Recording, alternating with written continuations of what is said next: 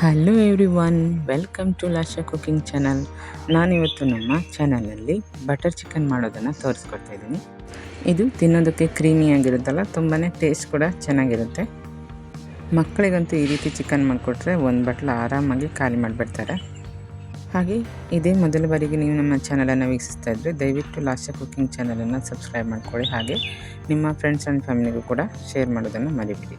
ಬನ್ನಿ ಇದನ್ನು ಹೇಗೆ ಮಾಡೋದಂತ ತೋರಿಸ್ಕೊಡ್ತಾ ಇದ್ದೀನಿ. ಮೊದಲಿಗೆ ನಾನಿಲ್ಲಿ ಸುಮಾರು 2 kgಯಷ್ಟು ಚಿಕನನ್ನು ತಗೊಂಡಿದ್ದೀನಿ. ಇದನ್ನು ಚೆನ್ನಾಗಿ ವಾಶ್ ಮಾಡಿ ಇಟ್ಕೊಂಡಿದ್ದೀನಿ.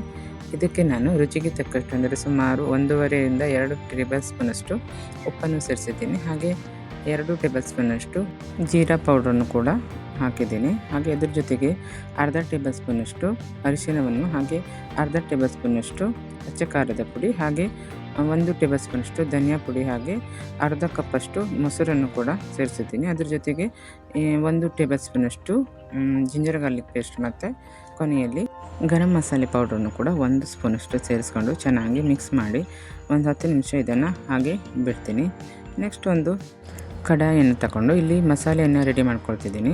ಇಲ್ಲಿ 4 ಸ್ಪೂನಷ್ಟು ನಾನು ಎಣ್ಣೆಯನ್ನು ಸೇರಿಸಿದ್ದೀನಿ. ಹಾಗೆ ಚಕ್ಕೆ, ಲವಂಗ, ಫಲಾವೆಲೆ ಹಾಗೆ ಮೊಗ್ಗನ್ನು ಕೂಡ ಈ ರೀತಿಯಾಗಿ ಎಣ್ಣೆಯಲ್ಲಿ ಸೇರಿಸಿದ್ದೀನಿ. ಅದರ ಜೊತೆಗೆ 4ರಿಂದ 5 ಮೀಡಿಯಮ್ ಸೈಜ್ನ ಈರುಳ್ಳಿಯನ್ನು ಕೂಡ ಕಟ್ ಮಾಡಿ ಸೇರಿಸಿ ಫ್ರೈ ಮಾಡ್ಕೊಳ್ತೀನಿ. ಇದನ್ನು ಚೆನ್ನಾಗಿ ಒಂದು 5 ನಿಮಿಷ ಫ್ರೈ ಮಾಡ್ಕೊಳ್ಬೇಕು. ಕೆಂಪು ಬಣ್ಣ ಬರುತ್ತಲ್ಲ ಅಲ್ಲಿ ತನಕ ಕೂಡ ಚೆನ್ನಾಗಿ ಫ್ರೈ ಮಾಡ್ಕೊಳ್ಬೇಕು. ನೋಡಿ, ಈ ರೀತಿಯಾಗಿ ಫ್ರೈ ಆದ ನಂತರ ಅದಕ್ಕೆ ನಾನು 2 ಗಡ್ಡೆ ಬೆಳ್ಳುಳ್ಳಿಯನ್ನು ಕೂಡ ಈ ರೀತಿಯಾಗಿ ಸೇರಿಸ್ಕೊಂಡಿದ್ದೀನಿ. ನೆಕ್ಸ್ಟ್ ಅದಕ್ಕೆ ಕಟ್ ಮಾಡಿರುವಂಥ 4ರಿಂದ 5 ಟೊಮೆಟೊವನ್ನು ಕೂಡ ಸೇರಿಸಿದ್ದೀನಿ. ಹಾಗೆ 1/4 ಕಪ್ಪಷ್ಟು ಗೋಡಂಬಿಯನ್ನು ಕೂಡ ಸೇರಿಸಿದ್ದೀನಿ. ಅದ್ರ ಜೊತೆಗೆ 5ರಿಂದ 6 ಕಾಶ್ಮೀರಿ ರೆಡ್ ಚಿಲ್ಲಿಯನ್ನು ಕೂಡ ಯೂಸ್ ಮಾಡ್ಕೊಂಡಿದ್ದೀನಿ. ಇಲ್ಲಿ ನೀವು ಇದ್ರ ಬದಲಾಗಿ ಕಾಶ್ಮೀರಿ ಚಿಲ್ಲಿ ಪೌಡ್ರನ್ನು ಕೂಡ ಯೂಸ್ ಮಾಡ್ಕೊಳ್ಬೋದು. ಇದು ಕಲರ್ ಚೆನ್ನಾಗಿ ಬರುತ್ತೆ ಈ ರೀತಿ ಬಳಸೋದ್ರಿಂದ. ನೆಕ್ಸ್ಟ್ ಅದಕ್ಕೆ 1 ಹಿಡಿಯಷ್ಟು ಕೊತ್ತಂಬರಿ ಸೊಪ್ಪನ್ನು ಕೂಡ ಹಾಕಿ ಫ್ರೈ ಮಾಡಿಬಿಟ್ಟು ಅದನ್ನು ತಣ್ಣಗಾದ್ಮೇಲೆ ಮಿಕ್ಸಿ ಜಾರಿಗೆ ಹಾಕಿಬಿಟ್ಟು ಸ್ವಲ್ಪ ನೀರನ್ನು ಸೇರಿಸಿ ಫೈನ್ ಪೇಸ್ಟ್ ಮಾಡ್ಕೊಳ್ತೀನಿ. ನೆಕ್ಸ್ಟ್ ಇದನ್ನು ಪೇಸ್ಟ್ ಮಾಡಿದಂಥ ಮಸಾಲೆಯನ್ನು ಕೂಡ ನಾವು ಜರಡಿ ಹಿಡಿಬೇಕು. ನೋಡಿ, ಈ ರೀತಿ ಸ್ಟ್ರೈನರೆಲ್ಲ ಹಾಕಿಬಿಟ್ಟು ನಾವು ಈ ರೀತಿ ಜರಡಿ ಹಿಡಬೇಕು, ಇಲ್ಲಾಂದರೆ ಅದು ಕ್ರೀಮಿಯಾಗಿ ಬರಲ್ಲ. ನೋಡಿ, ಈ ರೀತಿಯಾಗಿ ಸ್ವಲ್ಪ ನೀರನ್ನು ಸೇರಿಸಿ ಮಸಾಲೆ ಪೇಸ್ಟನ್ನು ಈ ರೀತಿಯಾಗಿ ಜರಡಿ ಹಿಡ್ದು ತೆಗೆದಿಟ್ಕೊಳ್ಬೇಕು.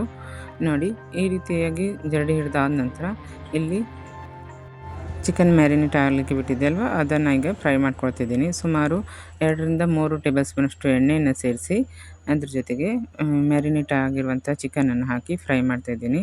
ಇಲ್ಲಿ ನಾನು ಜಾಸ್ತಿ ಚಿಕನ್ ತಗೊಂಡಿರೋದ್ರಿಂದ ಈ ರೀತಿಯಾಗಿ ಫ್ರೈ ಮಾಡ್ಕೊಳ್ತಿದ್ದೀನಿ. ನೆಕ್ಸ್ಟ್ ನೋಡಿ, ಒಂದು ಕುಕ್ಕರ್ ಪಾತ್ರೆನ ತಗೊಂಡು ಅದಕ್ಕೆ 2ರಿಂದ 3 ಟೇಬಲ್ ಸ್ಪೂನಷ್ಟು ಬೆಣ್ಣೆಯನ್ನು ಸೇರಿಸಿ ಬಟರನ್ನು ಸೇರಿಸಬೇಕು. ನೆಕ್ಸ್ಟ್ ಅದಕ್ಕೆ ರುಬ್ಬಿಟ್ಕೊಂಡಿರುವಂಥ ಮಸಾಲೆಯನ್ನು ಕೂಡ ಆ್ಯಡ್ ಮಾಡಿ ರುಚಿಗೆ ತಕ್ಕಷ್ಟು ಉಪ್ಪನ್ನು ಸೇರಿಸಿ ಇಲ್ಲಿ ಚಿಕನ್ ಮಸಾಲೆ ಪೌಡ್ರನ್ನು ಕೂಡ ಆ್ಯಡ್ ಮಾಡಿದ್ದೀನಿ. ಹಾಗೆ ಫ್ರೈ ಮಾಡ್ಕೊಂಡಿರುವಂಥ ಚಿಕನನ್ನು ಕೂಡ ಆ್ಯಡ್ ಮಾಡಿದ್ದೀನಿ. ನೋಡಿ, ಎಷ್ಟು ಕ್ರೀಮಿಯಾಗಿ ಬರ್ತಿದೆ ಅಲ್ವಾ.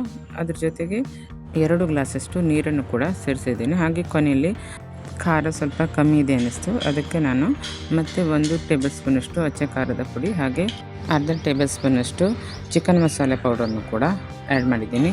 ಈ ರೀತಿ ಆ್ಯಡ್ ಮಾಡಿದ ನಂತರ ಅದಂತೂ ಚೆನ್ನಾಗಿ ಒಮ್ಮೆ ಮಿಕ್ಸ್ ಮಾಡ್ಕೊಳ್ತೀನಿ. ಮಿಕ್ಸ್ ಮಾಡ್ಕೊಂಡ್ಬಿಟ್ಟು ಅದಕ್ಕೆ ನಾನು 3 ಹಸಿಮೆಣಸನ್ನು ಕೂಡ ಈ ರೀತಿಯಾಗಿ ಸೇರಿಸಿದ್ದೀನಿ. ನೆಕ್ಸ್ಟ್ ಅದ್ರ ಜೊತೆಗೆ ಅರ್ಧ ಕಪ್ಪಷ್ಟು ಕೊತ್ತಂಬರಿ ಸೊಪ್ಪನ್ನು ಕೂಡ ಕಟ್ ಮಾಡಿ ಸೇರಿಸಿದ್ದೀನಿ. ಈ ರೀತಿ ಎಲ್ಲವನ್ನು ಸೇರಿಸಾದ ನಂತರ ಅದ್ರ ಜೊತೆಗೆ 1 ಟೇಬಲ್ ಸ್ಪೂನಷ್ಟು ಬಟರನ್ನು ಕೂಡ ಕೊನೆಯಲ್ಲಿ ಮಿಕ್ಸ್ ಮಾಡಿದ್ದೀನಿ. ನೋಡಿ, ಈ ರೀತಿ ಚೆನ್ನಾಗಿ ಅದನ್ನು ಕುದಿಸಬೇಕು. 5ರಿಂದ ಒಂದು 6-7 ನಿಮಿಷ ಇದನ್ನು ಚೆನ್ನಾಗಿ ಕುದಿಸ್ಕೊಂಡ್ರೆ ಸಖತ್ತಾದಂಥ ಒಂದು ಬಟರ್ ಚಿಕನ್ ರೆಡಿಯಾಗುತ್ತೆ. ಈ ರೆಸಿಪಿ ಇಷ್ಟವಾದರೆ ನೀವು ಕೂಡ ಮನೆಯಲ್ಲಿ ಟ್ರೈ ಮಾಡಿ ಅಂತ ಹೇಳ್ತಾ ಲೈಕ್ ಮಾಡೋದನ್ನು ಕೂಡ ಮರಿಬೇಡಿ. ಈ ಬಟರ್ ಚಿಕನ್ ಮುದ್ದೆ, ಅನ್ನ, ರೊಟ್ಟಿ ಹಾಗೆ ಪರೋಟ ಎಲ್ಲದಕ್ಕೂ ಕೂಡ ತುಂಬಾ ಚೆನ್ನಾಗಿರುತ್ತೆ. ಹಾಗೆ ಇದಕ್ಕೆ ಕೊನೆಯಲ್ಲಿ ಕಸೂರಿ ಮೇಥಿಯನ್ನು ಕೂಡ ನೀವು ಬೇಕಿದ್ದರೆ ಕ್ರಷ್ ಮಾಡಿ ಹಾಕ್ಕೊಳ್ಬೋದು. ನೋಡಿದ್ರಲ್ವಾ ಹೇಗೆ ಬಟರ್ ಚಿಕನನ್ನು ಮಾಡೋದು ಅಂತ. ಹಾಗೆ ಇನ್ನಷ್ಟು ಹೊಸ ರೆಸಿಪಿಯೊಂದಿಗೆ ಸಿಗೋಣ ಲಾಶಾ ಕುಕಿಂಗ್ ಚಾನಲ್.